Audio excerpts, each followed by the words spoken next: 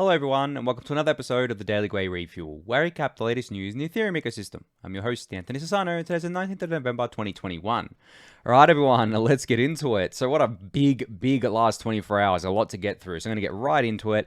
I spoke to you guys about the Constitution DAO yesterday, and how it was this DAO that was pulling together a bunch of money in order to bid on one of 13 original copies of the US Constitution. That auction happened today via Sotheby's, and there was also another auction happening as well at just before that happened. I think it was from Pranksy or something, and they were taking ETH as bids. They weren't just bidding in fiat currencies, they were also using ETH.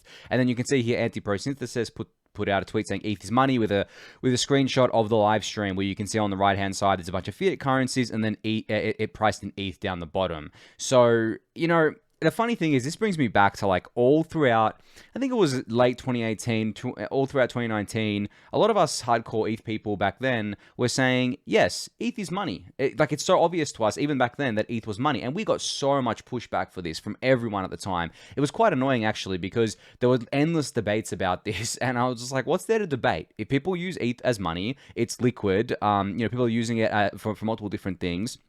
Then why isn't ETH money? And, you know, in a piece that I wrote in January of 2019 about what made ETH valuable, I actually included this. I was like, well, ETH is being used for all these things. Of course it's money. Now, it's pretty much undeniable, right? I mean, ETH is not being used just within the Ethereum economy as money. It's being used outside of it as well. Sotheby's is not a small auction house. They're very, very large. They handle, obviously, like very big auctions, and they're pricing things in ETH, which is just amazing. So that's the first thing. Second thing, unfortunately, the Constitution DAO did not win the Constitution. We don't know who won it, but I think they hit their limit, because not only did they have to pay, I think it sold for $41 million, and they had $45 million, but on top of that, they also needed to pay kind of like the fees and kind of a bunch of other costs on top, and it just got out of their kind of like price range there, which is fair enough. So unfortunately didn't win, but I still stand by what I said yesterday about how this is a really cool showcase of how Ethereum can be used to formulate these DAOs that allow for rapid financial and human kind of capital coordination, which I think is amazing. I mean, that's one of Ethereum's kind of like showcases, one of its main use cases, and we can showcase that by doing these sorts of things. Now, I think the cat is out of the bag for sure. I think like pretty much, you know, I wouldn't be surprised to see all the top mainstream kind of like media websites today report on this, and report on kind of like how there was a bid from this DAO thing. I don't know how they're gonna write about it. They're probably gonna get it wrong, because mainstream media does that. But I'm looking forward to seeing all those headlines, because it really is kind of like a defining moment in Ethereum, and not just in Ethereum, but in the DAO space specifically. Because if you remember back, you know, DAOs have got, I don't know, they got like a mixed kind of like relationship. Like we had the DAO in 2016, mid 2016, that raised a lot of money at the time, raised a lot of ETH at the time.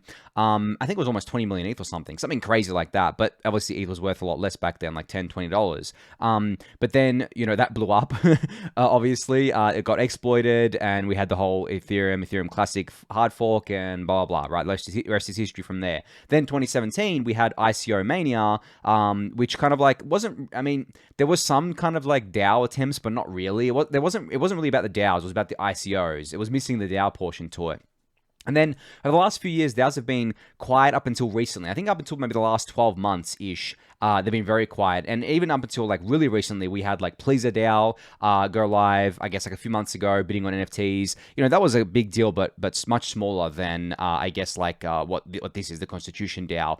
And I think we're just going to see bigger and bigger DAOs. Like, I wouldn't be surprised to see billion-dollar DAOs that are just kind of formulated to kind of do these sorts of things. Like, I know that there are other DAOs out there that have like treasuries full of their own assets, right? Obviously the ENS DAO, and you've got the Uniswap DAO and all that stuff. But I'm talking about DAOs specifically formulated to just do something more, less so than DAOs that are kind of like part of a project, like an existing project, more in the vein of like what Constitution DAO tried to do. So I am really excited to see what the future holds here. You know, the one thing that I kind of like dislike a bit about crypto is the lack of kind of experimentation a lot of the time, because you may think that we're doing so much experimentation, so much innovation, so much stuff's happening all the time, but if you really boil it down, a lot of it is not a 0 to 1 innovation. It is not kind of like taking us to the next level. It's kind of tweaking what we already have. And the reason why that happens is because it's very lucrative to tweak what we already have. Like, look at all the EVM side chains that are worth billions of dollars, right? They're native tokens, and they've made their creators a lot of money. Then look at all the different kind of like forks of all the popular DeFi projects. Look at the forks of like Olympus DAO. Just, all these money games, all these Ponzi's. People love to play these things, and the people creating them love to create them because it makes them money. But they're not innovations, right? They're not 0-to-1 innovations. Those things require not only a kind of like special kind of founder, but also require people to actually make the effort to do it and make the effort to get involved with it.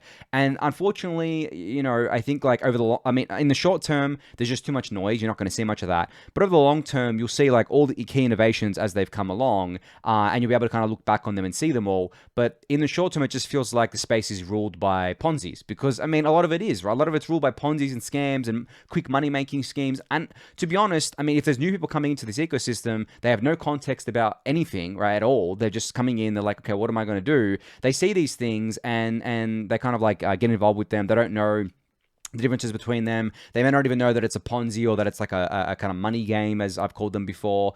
So from that perspective, I don't blame it. But the people that have been here for a while, they definitely should be doing better than what they are. Like a lot of them are just like doing quick cash grabs, from what I've seen, and I would like for there to be, I guess, much more innovation and much more kind of experimentation happening there. And at a larger scale, it is happening at the smaller scales, but I want more kind of Constitution DAO-esque things happening, to put it kind of like, put it bluntly. So hopefully we can get more of that going forward. But yeah, it was cool to see all this. Cool to see that ETH is money. No one can deny ETH is money anymore. Like if you are denying that ETH is money, then really I don't even want to talk to you, because it's just silly to deny it. And on top of that, maybe I'll just give a little jab here. Where's BTC? Where's Bitcoin, right? Like, when it comes to Bitcoin, I don't want to make fun of it, but it's just so hard not to, because of the fact that it has failed at everything that it's tried to do. And Ethereum has basically usurped it like long ago on everything that it's tried to do. The only thing left is pretty much market cap. And for people to keep going on about, Bitcoin's going to be the world reserve currency, it's going to be money, it's going to be digital gold, blah, blah, blah, blah.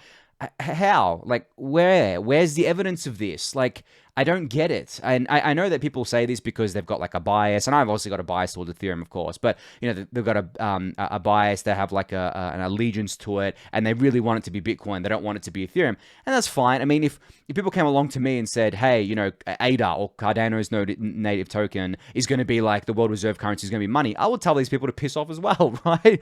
But at the same time, there's no evidence of ADA being used as money like ETH is. So when you have all this evidence staring you in the face, it's kind of hard to deny at the end of the day. So that's kind of like my view on that. But yeah, a bunch of other stuff to get through. So moving on. Jerry Brito from Coin Center tweeted this out last night. A lot of you may have missed this because it kind of came out. Actually, no, it came out at like almost midnight my time. So maybe you didn't miss this, but there was a lot happening. But still, anyway, I'm going to go over it. So he tweeted out, GM, some good news. A comprehensive bipartisan bill has just been introduced in the White House in the House, not the White House, to fix everything wrong with the infrastructure bill's crypto tax provision, including the unconstitutional 605I individual reporting mandate. Section 605I.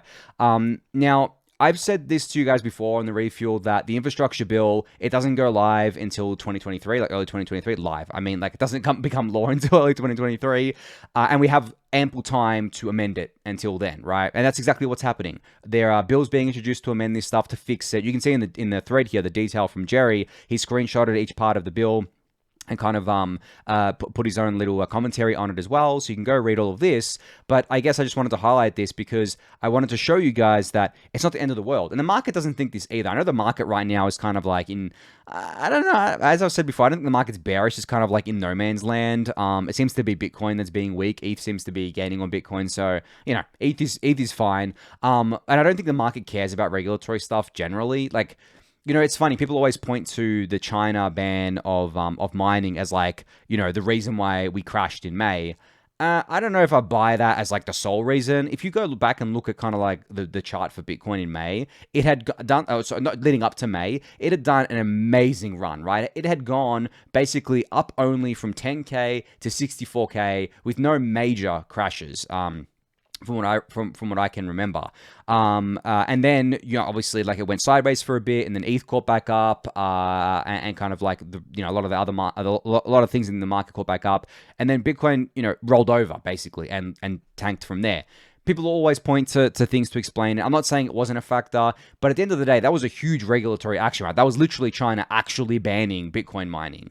But this stuff in the US is totally different. Not only because it doesn't go into law for a while, but because it can also be appealed and changed, and because there's a lot of money, guys, like literally tens of billions, if not hundreds of billions of dollars, worth of kind of like capital behind a lot of the crypto billionaires, the exchanges, the regulatory advocacy groups and all that sort of stuff. They're all going to fight for crypto. They're going to fight for us. We're not a fringe thing anymore. I think what ends up happening is that people still think crypto is fringe. We're almost, we were a $3 trillion asset class. Obviously, we've come down because of the price action lately.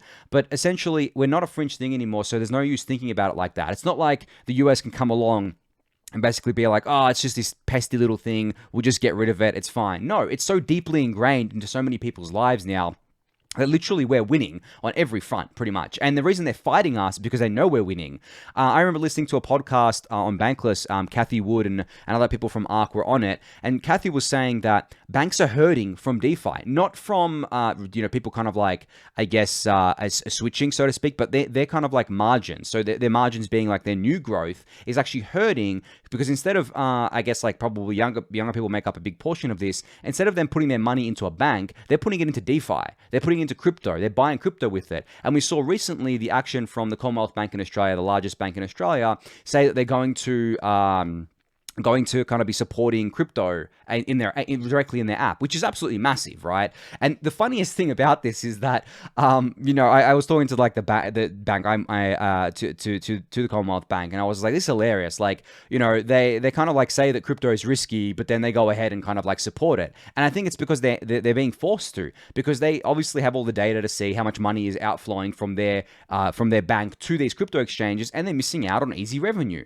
And they're going to do it, right? They're going to integrate it, and all the banks are going to do it. They've been doing it, and more institutions are going to get involved. Crypto is inevitable, so that's why I think that these regulations, no matter what they are, at least in the US, in China it's a bit different, but in the US, Western democracy, in places in Europe, it's just very, very different to something like China or to Russia or somewhere else where it's kind of like, not a democracy, right? Where things can't really be changed very easily, not easily, but like through kind of like the democratic process. So whenever I see regulatory stuff, I'm like, okay, that's, that exists. I mean, it means we're winning. Like, let's just deal with it and kind of move on. So yeah, anyway, you can find this. It'll be linked in the YouTube description, Jerry's thread here, and also the link to the bipartisan bill, which I think is really, really cool. This has been introduced already. So Zero Hedge shared an article basically saying that Ethereum-based holdings among institutions is up 19% in Q3, but Bitcoin holdings dip according to SEC filings. So this is not just Zero Hedge saying this. I know Zero Hedge is a bit of a controversial source. Their source is actually the SEC filings. I remember showcasing this a little while ago and basically saying that institutions have pretty much stopped buying Bitcoin and they're buying ETH now. And it seems to be even more true, like in Q3. I think that was for Q2, and in Q3 it seems to be the same thing. And all the kind of things point to this. Coinbase ETH volume being higher than BTC volume, right? ETH outperforming Bitcoin. I know it's kind of like in a range right now, but really, I mean, it hasn't broken down. Usually Q4 is very weak. ETH is very weak against Bitcoin. No, that's not happening this Q4. We're halfway through Q4, guys. Like, it hasn't happened yet. I don't think it's going to happen. So when looking at all that, I mean, I don't even, this isn't even surprising to me, because if you're an institutional investor, if you're a traditional finance kind of investor, and you're looking at what to invest in, right? BTC and ETH. You could probably argue at this point, BTC and ETH have similar risk profiles in terms of kind of like investing in them. Yes, I know people say Ethereum has more execution risk because it has all these major upgrades coming, but I don't actually consider that a risk, to be honest. I feel like that's, it's not to undersell like how important these upgrades are and how difficult they are to get right, but I have so much confidence in the Ethereum ecosystem that I don't consider there to be a risk there. And these traditional institutional investors, they have to probably, they have to definitely take kind of like more risk-averse view, but they seem to be kind of like much more warm to Ethereum these days, to ETH, when kind of like looking at assets to buy. But as I said, like, you take away the risk portion of it, you look at Bitcoin, you look at Ethereum, right? What has Ethereum got and that Bitcoin doesn't have. Everything, right? And not just that, and everything being like the fundamental value, all the things building on it and everything like that. I'm also talking about the fact that these institutions can look at ETH and say, okay, well, the Ethereum network is generating, say $50 to $80 million of daily fee revenue on any given day. 70-80% of that is being burned, which means it's literally removed from the supply and it's indirectly being fed into the ETH value, right, over time, because you're removing from the active supply. And I've spoken about this before. Then you look at DeFi, you look at staking, how big that is as an industry, not just for Ethereum, but for other chains as well. DeFi, you look at NFTs, you look at the cultural stuff, you look at DAOs, you look at anything in crypto, it's all Ethereum. All roads lead to Ethereum and layer 2 scaling. I mean, there's so much happening that I'm even forgetting things that are happening. So when you take all that as a holistic approach, if you're an institutional investor or institutional finance investor and you're looking into the ecosystem, it's very, very rare that you're actually going to be looking at much got to do with Bitcoin. Bitcoin, you might say, oh, okay, they got the futures ETF. Cool. Oh, okay, El Salvador approved it for as a kind of like currency. I guess that's cool. But, what else are you hearing about it? The only thing I ever hear about Bitcoin, and Taproot. I mean, no one even cares about Taproot. The funny thing about Taproot is that it was such a measly upgrade that the Bitcoin maximers had to actually lie about what it did. They had to oversell it because it actually didn't do what they said. And it's ironic because they always have a go at the quote unquote altcoiners for, the deceitful marketing. But, from what I've seen and from all the research I've done on Taproot, it really doesn't bring quote unquote smart contracts to Bitcoin in any capacity, in any practical way. It does not bring it in a way that Ethereum brings smart contracts to the world. So outside of all that, what else has Bitcoin got? And I know, I don't want to just kind of trash Bitcoin the whole bloody episode today, but I'm getting to a point now where when I see people kind of ignoring Ethereum and ignoring kind of Ethereum being the flag bearer of the crypto industry, even though all the signs are there, I kind of look at that and I'm like, okay, well, you're in denial, basically. And as I said, I get that, I have an Ethereum bias, obviously, and if I see other things happening, I may be, on other chains, I may be in the same position. But at the same time, the thing is that it's really just like Ethereum, regardless of the, people use other chains because the gas fees are high. Well, I mean, Ethereum is still the center of innovation, the hotbed of innovation. It's still where all the most exciting things are happening. I've looked at all the other chains. I actually don't really see anything in the other chains that are a 0-to-1 innovation that would be enough for me to kind of dive deeper into. People say, oh, this chain uses this consensus mechanism. I'm sorry guys, but that's doesn't really matter at the end of the day. It doesn't matter that much. It's a marginal, maybe it's a marginal improvement on Ethereum's proof of stake, which is, by the way, 6 years worth of research and development went into that consensus mechanism. And people say, oh, there's these products that exist here that don't exist on Ethereum. And I'm like, okay, well, they're just clones of Ethereum apps, or they're just ports of existing apps that were on Ethereum. And then I look at Ethereum, what's happening on there, even in despite of the high gas fees, and I kind of see that, and I'm like, okay, well, Ethereum is doing so much more than is innovating so much more than any other kind of ecosystem. So why do I care to pay attention to other ecosystems? Also, my time is limited. So yeah. Anyway, that's another rant. I always go on these rants, right? And I have a lot to get through. So just wanted to kind of highlight that. ETH has a lot of institutional interest for a variety of reasons, and I don't expect that to slow down anytime soon, especially leading up to the merge, guys. We still got the merge coming. That is going to be memed into every corner of the finance world, that a 90% issue introduction is coming for a network that already burns $50+ million a day of its native asset. Come on, guys. How can you not be bullish ETH? It's literally the best asset ever. Not investment advice, but yeah, I'm getting myself too bullish. Anyway, more bullish stuff to come. Speaking of institutional investors, Time Magazine is actually going to be holding ETH on its balance sheet as part of its deal with crypto investment firm Galaxy Digital to educate readers about the metaverse. Again, more institutions piling into this stuff, more of them getting involved with Ethereum. I didn't even mention the metaverse before when I was talking about the use cases of Ethereum. There's just so much. I didn't even mention DAOs. I didn't mention social tokens. So much going on. Very hard not to be bullish. And for another bullish piece of news, Binance, who I never expected Binance to do this quickly, but they have completed an integration with Arbitrum One, so the current Arbitrum Layer 2 network, and have opened up the ETH deposits. So you can go directly from Arbitrum One to Binance with your ETH deposit, no 7-day withdrawal, no going through Layer 1 and paying gas fees. You can go direct to Binance to offboard. And they've said that they're going to be doing kind of withdrawals soon, which means you'll be able to go directly from Binance, the biggest centralized exchange in the world, to Arbitrum One, without paying layer 1 gas fees. It's amazing. I mean, this is incredibly bullish news. I did not expect Binance to move this quickly on this, especially because they have a competing interest in BSC, which I'm going to talk about in a little bit as well.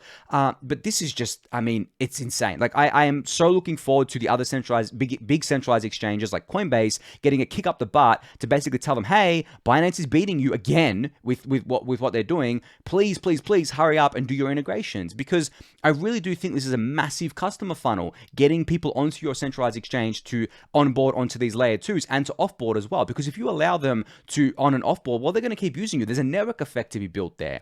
So I don't understand why other centralized exchanges are dragging their feet here. This should be their top priority, because we haven't even scratched the surface. We haven't even started with the layer 2 rollout yet. We're already at 5 billion TVL, and I'm telling you, when Arbitrum and Optimism, zkSync, Stucco, when they all do their tokens, it's game over. There is going to be so much money pouring into these things. There's going to be so much activity happening on them, and it's just going to be incredible. And as I've said before, they're still in their early stages. We've got so much more to go of these layer 2 networks.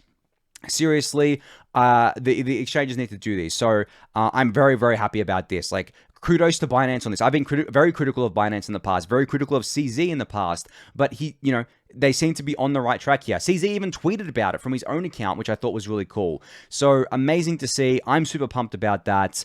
And speaking of, I guess, like on and offboarding vehicles, zkSync has partnered with crypto.com today. So crypto.com also supports Arbitrum right now. You can actually on and offboard using crypto.com to Arbitrum right now, which is really, really cool. They're obviously not as big as Binance, but still, it's a way to do it. And now they have zkSync on board too. I mean, zkSync seems to be everywhere right now. I think next year is going to be a big year for them when they actually finally launch, but that's amazing. Sticking with layer 2 stuff, Connext has a new chain alert for us. Optimistic Ethereum is now available with Connext, so you can use Connext bridging servers via xPollinateIO to go from Optimism direct to other L2s and sidechains. So you can check out more in details in the Medium post here, but this is amazing.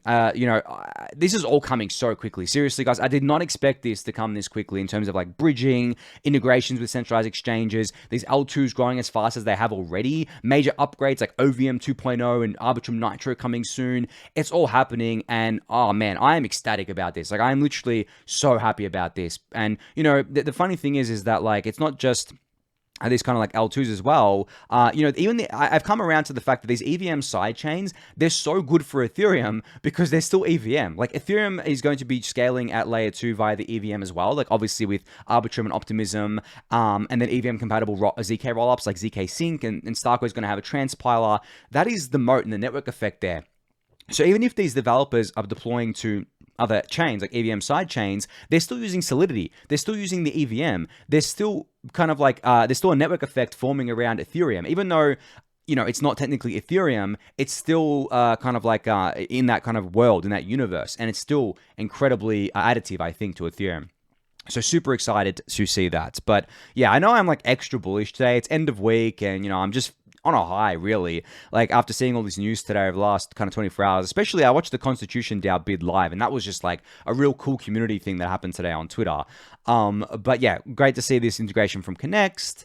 Next here from Alex Miller from Grid Plus. So the Grid Plus lattice support is now on the official Metamask extension for Chromium browsers, and they have some more lattices in stock. What this means is that once you update your MetaMask, you'll be able to use it with the Lattice One, which has been a pain point for users, I know, and now you'll be able to do it. And they have more lattices in stock. So if you haven't bought yours yet, definitely go check it out. I've spoken about the Grid Plus lattice a lot. It is by far the most secure hardware wallet that you can get. Yes, I know it's more clunky. It's not like a little kind of USB key that you get with a ledger, but it will give you like a full screen. You'll be able to see what transaction message you're signing. You'll be able to see what transactions you're signing in full, so you can protect yourself.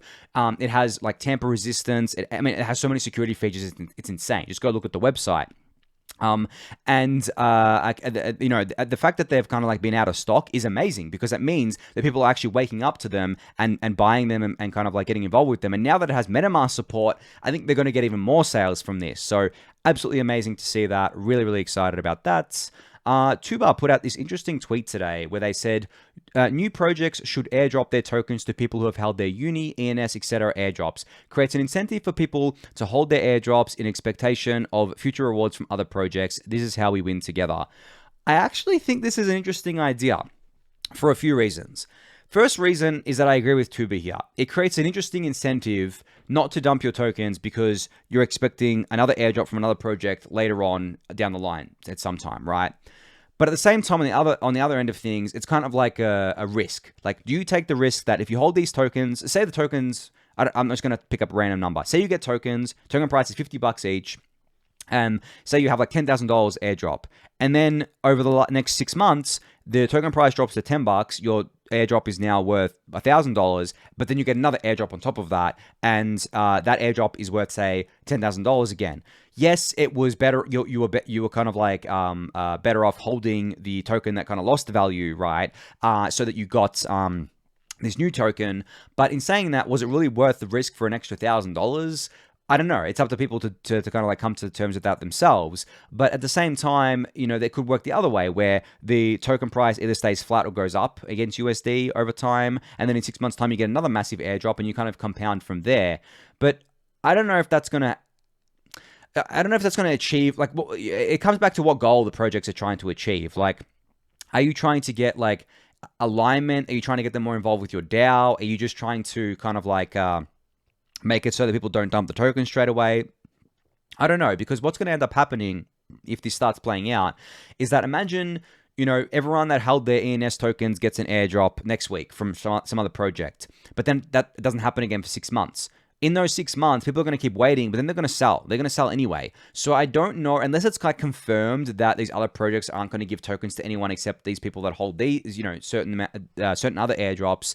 I don't know how effective this will be, but I still think it's a decent idea. It's probably better than the way airdrops are done today in terms of a token distribution method, but at the same time, it can't just be to the holders of these other airdrops, because you can imagine that if ENS only airdrop tokens to the holders of the uni airdrop, well, I mean, there's probably a lot of people who didn't hold their uni airdrop as part of and still had an ENS name, and they would have gotten nothing. So it's probably not the kind of like right incentive alignment a lot of the time, but there are some things you can do here, and there are some synergies that I think that can be had, and still an interesting idea nonetheless.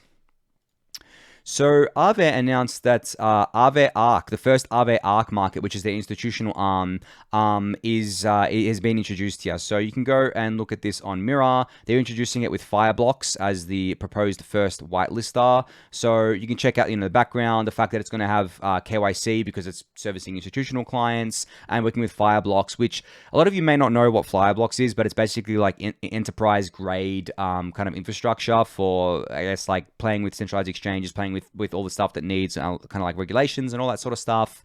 But yeah, this is really cool. I think there was a bit of controversy around Aave Arc when they first announced it. People saying if we introduce KYC into DeFi, it kind of defeats the whole purpose.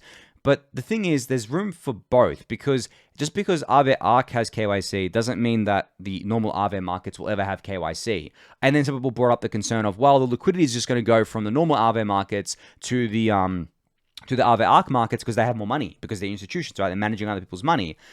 Yes and no. I feel like, there may be a segregation where it becomes, the retail portion and the institutional portion, but that segregation is going to exist regardless, I think, in general. And I think that the institutions are still going to go into the retail area because there's going to be money to be made there. There's going to be, lots of users there for them to tap into. So I don't know. I don't really think it's too much of a concern. But yeah, great to see Aave continuing along with this. I got a couple of other things I want to get through just before time's up here. So I want to talk about this from our old mate Edgar. You'll probably remember Edgar from all those kind of like reorg discussions about how MEV and was going to reorg Ethereum and whatever. I talked about that like a few months ago, but he shared a link today to a GitHub issue where he said there's an incredible thread of BSC or Binance Smart Chain validators threatening to dump the whole chain and move on because the BSC devs just merge shit to master, which means they merge any kind of like updates to the protocol to the master branch, which is like the mainnet branch, don't test anything, and the validators can't keep in sync. And then they're like all kind of like blaming Binance for not kind of like fixing it. This is my shocked face, guys. Like, I warned about this such a long time ago. All BSC did to achieve their scalability was reduce block times, up the gas limit, and make it seriously expensive for validators to run the kind of like software because of the fact that the state is growing at an unmanageable pace. And, you can see here, there's a lot of people complaining about this. They're saying, I'm tired of trying to keep my node synced, even with NVMe, which is SSD, 196 gig of RAM, all possible configurations in sync mode, my node loses sync very quickly. So that means that the hardware requirements for BSC are like, above this. And you remember that Solana has similar requirements in terms of RAM, and the reason why they work is because they're in massive data centers, and that's still just as expensive, if not more expensive, than BSC. And this comes back to what I've been saying like for so long, is that the reason why Ethereum isn't just going to increase the gas limit to juice out more scalability, isn't just going to reduce the block times, isn't going to make it really hard for people to run nodes, is not only because we want to preserve decentralization, but also because we want to preserve network health. Like, if you can't even sync the chain, if no one can sync the chain, if no one can actually run the chain, then the network falls over and dies. And then what ends up happening is that you need to do what's called a regenesis, which means you remove all the old state and start again. But that's not a solution. That's like it's not like a long-term viable solution. It's literally a huge centralization vector. So yeah, I mean, you can read through this and see all the comments here. I just thought I'd highlight it because it's just, so many people warned about this, like so many people. And at the time, we were ignored and scoffed at and laughed at because there was money being made.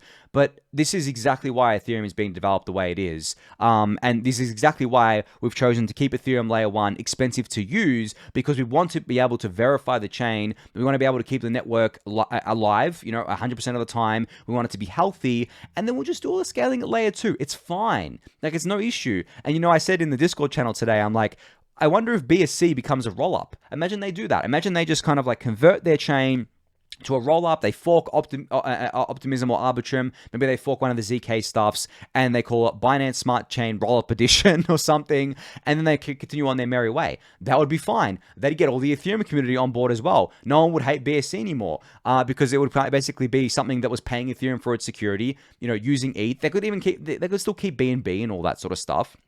And they would be kind of like symbiotic instead of parasitic to Ethereum. So I'd be interested to see if they do that. I actually think, as I said before, the EVM sidechain layer 1s are a higher chance of becoming a rollup than like the standalone layer 1s like Solana and Cardano and a few others out there like Polkadot and stuff like that.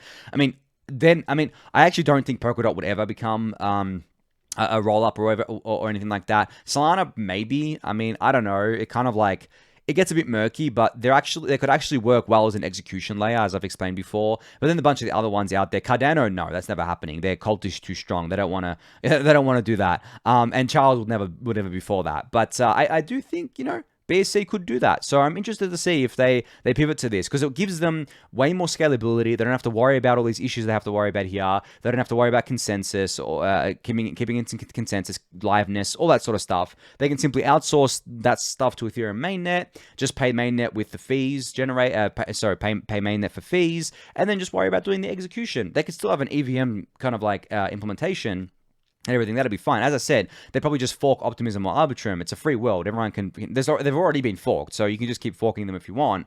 So yeah, I'm curious to see how that plays out. And I guess wrapping up on time here. So last thing.